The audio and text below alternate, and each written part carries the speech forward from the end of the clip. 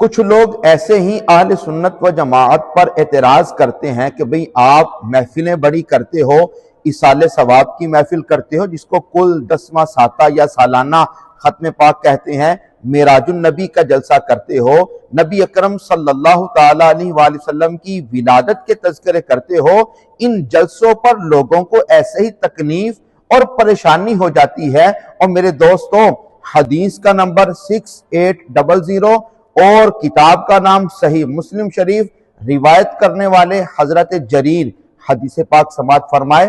من سنّا فی الاسلامی سنتاً حسنتاً فلہ اجرہا واجر من عمل بہا من بعدہ من غیر ان ینقص من اجورہم شیء۔ نبی اکرم صلی اللہ تعالیٰ علیہ وآلہ وسلم نے فرمایا کہ جس آدمی نے کوئی اچھا کام شروع کیا تو وہ اچھا کام جو بعد میں بھی لوگ کرتے رہیں گے، اللہ تعالیٰ اس پہلے والے کو اس کا اپنا بھی ثواب عطا فرمائے گا، اور بعد میں بھی جتنے لوگ اس کام پر عمل پیرا رہیں گے اللہ تعالیٰ اس کا ثواب بھی ان کو عطا فرمائے گا۔ اس لیے میرے دوستو، یہ کام تلاوت ہوتی ہے، نعت ہوتی ہے، اللہ کا ذکر ہوتا ہے، یہ اللہ کی بارگاہ میں بڑے محبوب عمل ہے۔